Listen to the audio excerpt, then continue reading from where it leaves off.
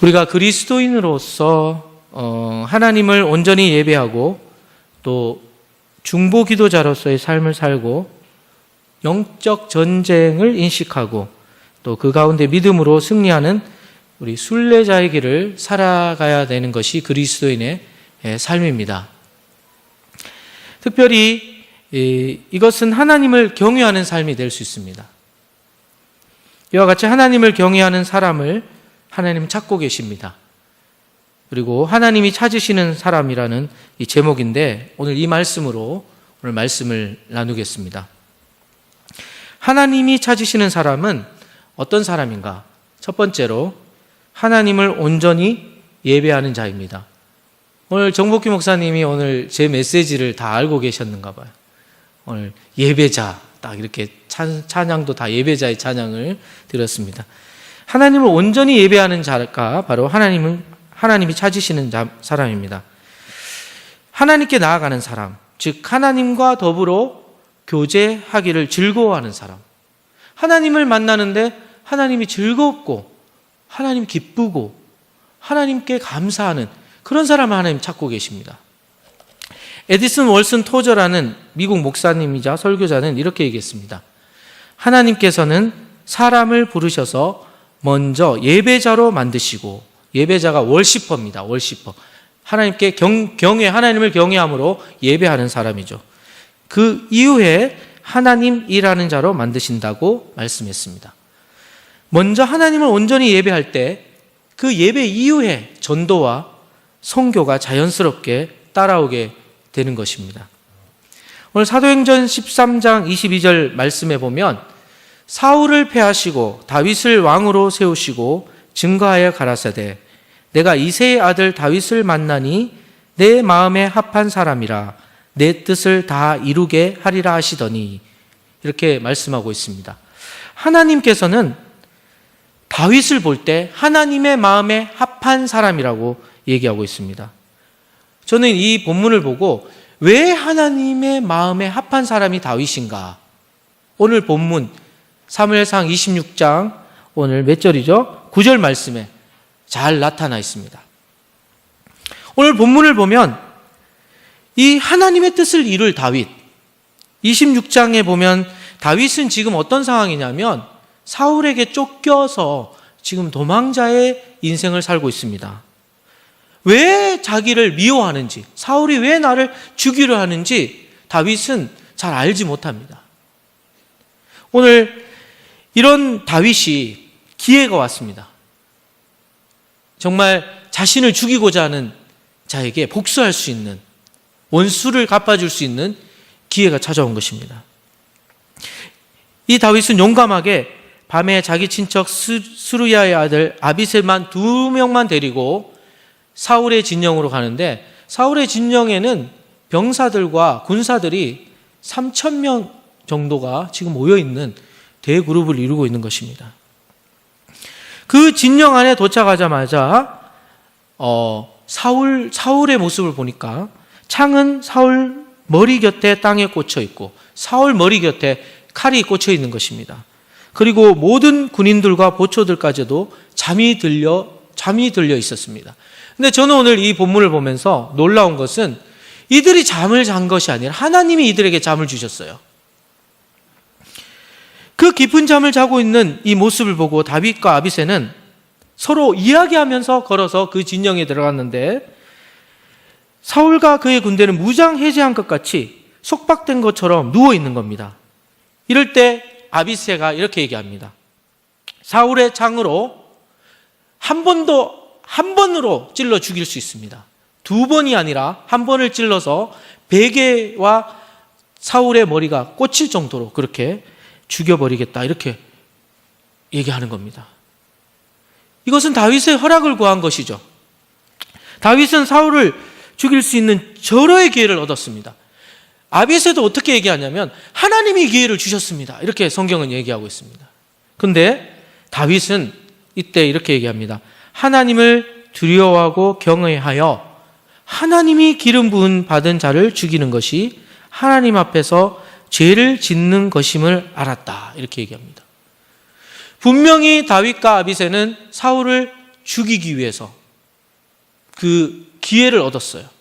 근데 기회가 왔는데 갑자기 다윗의 태도가 바뀝니다.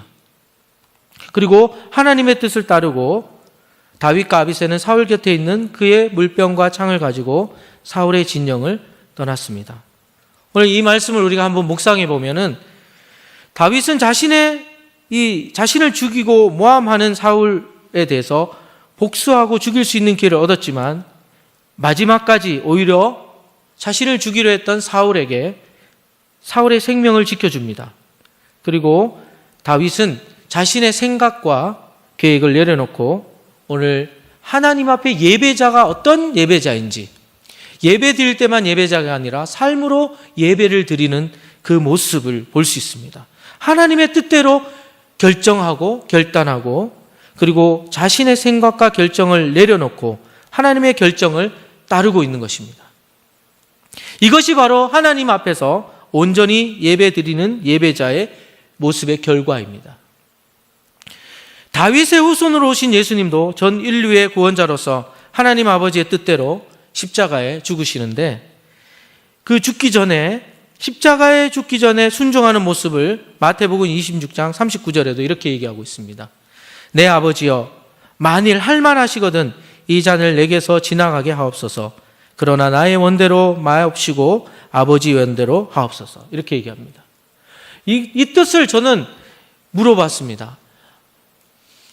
아버지의 뜻, 예수님이 하나님이시지만 성육신한 예수님께서 자신의 뜻과 계획도 있지만 여기 보면 이 잔을 내게서 지나가게 해달라고 계획이 있는 거예요. 내 계획과 내 생각이 있습니다. 하지만 나의 원대로 말아달라. 아버지의 원대로 하옵소서. 이것은 하나님 아버지의 뜻에 따라 순종하는 본을 보여주는 것입니다. 하나님이 원하시는 사람은 누구입니까? 하나님께 온전한 예배를 통해서 하나님의 뜻대로 순종하는 자입니다. 그냥 하나님께 예배드리고 내 뜻과 내 계획을 가지고 살아가는 자가 아닙니다. 요즘 현대사회는 언제부턴가 점점 더 일들이 많아지고 사업, 그리고 일, 학업, 사역 이 자체에 붙들려서 이 일들을 이루고자 분주합니다. 바쁩니다. 결국은 이것이 나의 계획과 나의 목적과 나의 유익을 위한 우상과 같은 자리에 올라오게 된 것입니다. 사업과 일과 학업, 이것이 잘 되면 내가 잘 되고 이것이 못 되면 내가 실패하고, 이렇게 이 사업과 우리의 일과 학업과 우리가 하고 있는 일이 잘 될 때 우리는 하나님의 축복을 받았고 또 성공했다, 이렇게 보는 것이 바로 우상과 같은 것입니다. 하나님 안에 내가 있는 것이 아니라 자신의 계획 안에 내가 있는 것입니다. 내 계획과 목적을 우상으로 섬기고 있는 모습이죠. 내 일이 잘 되고 또 내 가정이 잘 되고 내 학업이 잘 되면 내가 잘 됩니다. 잘 됐다고 생각하고 성공했다고 생각합니다. 하지만 우리가 하나님 안에서 하나님의 응답이 없어도, 지금 나의 일이 다 잘 되지 않아도, 내가 아무리 간절히 기도해도 기도 응답이 없고 어려운 상태로 여전히 남아 있어도 내 마음에 주를 향한 그 마음이 변치 않고 하나님을 향한, 하나님을 섬기고자 하는 뜨거운 마음이 있다면 이것이 바로 하나님을 온전히 예배하는 그 예배자의 모습입니다. 예배라는 것은 어떤 모습입니까? 나의 가장 귀한 것, 나의 가장 아끼는 것을 주님께 드리는 것이 바로 예배입니다. 많은 성도님들이 예배 은혜 받았다, 이런 말씀을 많이 듣고 저도 합니다. 하지만 예배라는 것은 하나님께 내 자신의 최상의 것을 드리는 것이 먼저 예배입니다. 그것을 성경은 말씀하고 있는 것이고, 예배는 우리의 전부를 드리는 것이죠. 100%입니다. 99.9%도 아니고 100% 온전히 드릴 때, 그럴 때 하나님께 온전히 헌신하는 것이 바로 예배입니다. 이것을 다른 말로 하면 내 자신을 포기하고 희생하고 헌신하는 것입니다. 예배는 지식이 아니라 삶입니다. 그래서 사무엘상 15장 22절에 순종이 제사보다 낫다. 하나님은 예배자를 찾으시는데 하나님이 찾으시는 사람은 바로 오직 예수 그리스도만을 하나님의 뜻을 순종하는 그런 사람입니다. 우리 사랑하는 서울 시민교회 성도님들이 이런 예배자가 되시길 바랍니다. 아멘. 그리고 또 하나님이 찾으시는 사람은 중보 기도를 통해서 세상을 변화시키는 사람입니다. 하나님은 왜 우리를 기도의 자리로 부르셨을까요? 우리 자신만을 위한 기도가 아니라 세상을 향해서 중보하는 중보자로 우리를 부르신 그것이 바로 그 목적입니다. 우리를 부르신 목적이 바로 그것입니다. 우리가 중보기도자로 서 있을 때 그것은 중보기도자로 서 있다는 것은 아마 그곳에 싸움이 있고 그리고 중보기도자는 파수꾼과 같아서 성벽 위에서 성을 바라보는 자입니다. 그래서 성이 어떻게 되어 있는지 상태를 살피고 그리고 그 다툼과 분쟁 안으로 들어가서 그 분쟁과 다툼을 위해서 중보하는 사람을 하나님은 부르시고 있는 것입니다. 하나님은 그 사람을 찾고 있는 것입니다. 중보 기도를 할 때 우리가 가장 잘 알아야 되는 것이 우리가 기도할 때 기도를 열심히 하는 이유는 우리의 기도 제목을 아뢰는 것도 있지만 하나님의 음성을 듣는 것이 가장 기본적인 겁니다. 우리가 기도할 때 성령님이 우리 안에서 말할 수 없는 단식으로 우리가 기도할 바를 알지 못할 때 기도를 도와주신다고 했습니다. 왜냐하면 시편 42편에 다윗도 자신의 아들 압살롬으로 쫓겨당할 때 자신의 아들 압살롬이 아버지의 왕권을 빼앗기 위해서 군사를 풀어 쫓아왔어요. 그럴 때 다윗은 싸우고 맞설 수 없었습니다. 자신의 아들이 자신을 죽이는데 어떻게 아버지로서 자신의 그 아들을 싸울 수 있겠습니까? 이럴 때 기도도 나오지 않는 상태로 빠져 있었습니다. 그럴 때 다윗은 도피하면서 자신의 목숨을 노리는 아들, 그 아들을 생각할 때 너무 낙심되고 절망되는 그 순간에 이렇게 얘기합니다. 내 영혼아, 내가 어찌하여 낙심하며 어찌하여 내 속에서 불안해하는가? 너는 하나님께 소망을 두라. 나는 그가 나타나 도우심으로 말미암아 내 하나님을 여전히 찬송하리로다. 하나님 앞에서 기도하고 찬송 드리고 있어요. 도저히 찬송 드릴 수 없고 절망적인 순간이에요. 이럴 때 우리가 기도가 됩니까? 기도되지 않습니다. 다윗은 바로 사울과 달랐어요. 사울은 문제가 오면은 어떤 문제가 닥치고 분쟁이 오면 사울은 늘 누구를 찾았냐? 하나님을 처음에 찾았죠. 하나님께 기름을 부을 받았고 정말 하나님을 찾았지만 점점 더 어려움과 문제가 생길 때마다 하나님을 의지하고 기도하는 것이 아니라 점쟁이와 무당을 찾았습니다. 이것이 다윗과 사울의 차이점입니다. 다윗은 자신을 죽이려고 하는 그 사울, 그리고 자신의 그 아들인 압살롬, 그 아들이 자신을 죽이려고 할 때 다윗의 마음엔 정말 싸우고 싶고 또 이 분쟁에서 이기고 싶은 마음이 있었을 겁니다. 그렇지만 다윗은 중보합니다. 누구를 위해서? 사울을 위해서, 아들을 위해서. 그리고 하나님께 간절히 기도함으로 다윗의 마음에는 하나님의 영이 임하고 그 영혼을 진정으로 용서할 수 있는 하나님의 마음에 합한 사람이 되는 것입니다. 우리 사랑하는 성도님들, 하나님께서 우리의 문제를 해결할 수 있는 유일한 해결자입니다. 근데 우리가 그 심판의 자리로 하나님이 할 수 있는 자리로 우리가 올라가면 우리가 문제를 해결해야 합니다.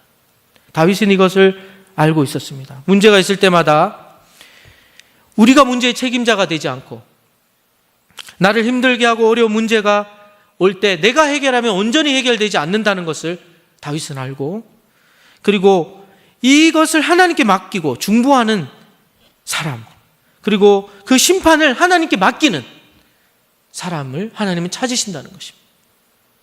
그럴 때 하나님의 뜻대로 하나님께서 다 정리해 주시는 것입니다. 우리 사랑하는 성도님들이 우리가 이것을 이해하고 알아야 됩니다. 우리가 어려움이 올 때, 다른 사람이 나를 미워할 때, 또 어떤 문제가 생길 때 우리가 정말 우리가 스스로 문제를 해결하려고 너무 노력합니다. 그럴 때 하나님은 그걸 내려놓고 그들을 위해 중보하고 눈물로 기도할 때 하나님이 일하신다는 것이죠. 바로 기도라는 건 하나님이 일하시게 하는 도구입니다. 우리가 일을 할 수 있어요. 하지만 손을 붙잡고 기도하기 시작하면 누가 일하겠습니까? 하나님이 일하십니다. 살아계신 하나님이 일하시기 시작한다는 것입니다. 마지막으로 하나님이 찾으시는 사람은 영적 전쟁에 대해서 아는 사람입니다. 싸우는 사람이죠. 영적 전쟁을 치를 수 있는 사람. 에베소서 6장 12절 말씀 우리 한번 찾아보겠습니다. 이 말씀은 우리가 다 아는 말씀이지만 성경을 한번 찾아봄으로 같이 한번 찾아보고 기도하겠습니다. 에베소서 6장 12절 말씀 다 같이 한번 합독하겠습니다. 시작. 우리의 싸움은 혈과 육에 대한 것이 아니요 정사와 권세와 이 어둠의 세상 주관자들과 하늘에 있는 악의 영들에 대함이라. 요즘 그 국회를 보면은 싸움 많이 하잖아요. 정말. 근데 우리 그리스도인의 싸움은 혈과 육의 싸움이 아니다. 이것을 정확하게 하나님은 알기를 원하십니다. 즉 눈에 보이는 싸움이 아니라는 것입니다. 우리가 사람과 사람과의 그 싸움이 아니고 영적인 전쟁이라는 것이죠. 보이지 않는 차원에서 있는 세력, 누구겠습니까? 사단과 싸우는 것이고, 그리고 하나님의 뜻을 방해하는 세력과 싸우는 것입니다. 교회는 바로 하나님을 대적하고 하나님의 뜻을 반하는 그 세력과 싸우는 그 영적인 전쟁을 치르는 것입니다. 그래서 우리가 진리를 알게 될지니 진리가 너희를 자유케 하리라. 그 진리를 알게 하시는 이는 하나님이십니다. 성령님이십니다. 성령의 계시로 말미암아 우리는 하나님의 자녀가 되고 이곳에 있는 이유도 하나님이 불러주셔서 우리가 영적인 전쟁을 치르라고 우리를 불러주신 것입니다. 우리에게는 원수의 능력을 제어할 수 있는 권세를 예수님이 주셨어요. 사단과 싸울 수 있는 권세가 누구에게 있냐? 믿는 자에게 있는 것입니다. 마태복음 28장 18절에서 20절 말씀에 예수께서 나와 말씀하여 이르시되 하늘과 땅의 모든 권세를 내게 주셨으니 하면서 제자들에게 너희는 가서 모든 족속으로 민족으로 제자를 삼아 아버지와 아들과 성령의 이름으로 세례를 베풀고, 이것은 예수님이 해야 할 일을 제자들에게 맡기시는 거예요. 왜 맡기실까요? 권세를 제자들에게 맡기시는 겁니다. 그리고 내가 너희에게 분부한 모든 것을 가르쳐 지키게 하라. 볼지어다 내가 세상 끝날까지 너희와 항상 함께 있으리라 하시니라. 저는 오늘 여기 말씀 안에 하나님의 권세가 예수 그리스도 이름 안에 있고 또 하나님 말씀 안에 있습니다. 그리고 그리스도의 보혈에 있습니다. 그리고 우리가 말씀을 증거할 때 하나님의 권세가 나타납니다. 그리고 성령의 능력, 이것에 권세가 있음을 알고 우리는 그것을 사용하는 자가 돼야 되는 것이죠. 그냥 그것을 가지고 있고 그냥 가만히 우리가 가지고 있는 자가 아니라, 우리가 운전을 하다 보면은 운전에 장롱 면허가 있잖아요. 그 면허증을 어디다 갖다 놓습니까? 장롱 안에다가 갖다 놓고 운전하지 않으면 운전 실력이 늘지 않아요. 똑같습니다. 하나님의 자녀의 권세를 가지고 있는데 그것을 사용하지 않으면 안 된다는 것이죠. 사용하고 영적 전쟁을 치르는 자가 하나님 찾으시는 사람이에요. 그래서 하나님, 이 나라와 이 민족에 대한 하나님의 뜻이 무엇입니까? 하나님 나를 통해서 이 땅에 이루시고자 하는 하나님의 영광이 무엇입니까? 하나님의 권세를 가진 자로서 이렇게 물을 자격이 있다는 것입니다. 하지만 사단은 점점 우리에게 이 권세를 사용하지 못하도록 우리가 우리의 마음속에 열등감, 교만 또는 상처, 불신앙, 두려움, 불만족, 재정적인 잘못된 사용 또는 이성적인 잘못된 교제, 이런 죄를 자꾸 범하게 함으로 인해서 사단에게 틈을 주기 시작하고 사단의 공격을 받습니다. 오늘 말씀을 정리하겠습니다. 하나님이 찾으시는 사람은 먼저 하나님께 온전한 예배자, 내가 하나님께 온전히 드리는 사람, 나를 내 자신의 모든 것을 드릴 수 있는 그 사람을 하나님은 찾으시고, 순종하는 사람, 온전히 순종하고자 하는 사람을 하나님 찾으십니다. 그리고 내 뜻보다는, 내 생각보다, 내 계획보다 하나님 뜻대로 하겠습니다. 하나님 계획대로, 하나님 원하신 것이 무엇입니까? 듣겠습니다. 오늘 기도하러 오셨잖아요. 기도할 때 하나님이 나에게 말씀하고자 하는 그 말씀이 무엇인지 듣겠습니다. 순종이 제사보다 낫다고 하셨으니 정말 하나님, 주의 종이 여기 있습니다. 주의 말씀을 듣고 순종하겠습니다. 그리고 이렇게 기도하고 또 내 가족뿐만 아니라 내 이웃, 지금 기도해야 할 많은 사람들, 또 전 세계 지도를 바꾸겠습니다. 이 중보를 통해서 하나님의 뜻이 펼쳐질 수 있도록, 하나님이 일하실 수 있도록 내가 사용되기를 원합니다. 그리고 사탄의 이 계략과 계획 앞에 쓰러지지 아니하고 전쟁을 치르겠습니다. 죄와 싸우겠습니다. 죄와 싸우고, 죄와 미워하고, 그리고 영적 전쟁을 치르고, 사단의 계획과 정말 그 잘못된 하나님의 교회를 무너뜨리고자 하는 여러 가지 세력들을 제어하는 하나님의 권세를 사용하겠습니다. 이런 기도의 용사를 오늘도 하나님이 찾으십니다. 우리 사랑하는 서울시민교회 성도님들은 이렇게 하나님이 찾으시는 사람이 되시기를 예수 그리스도의 이름으로 축원합니다.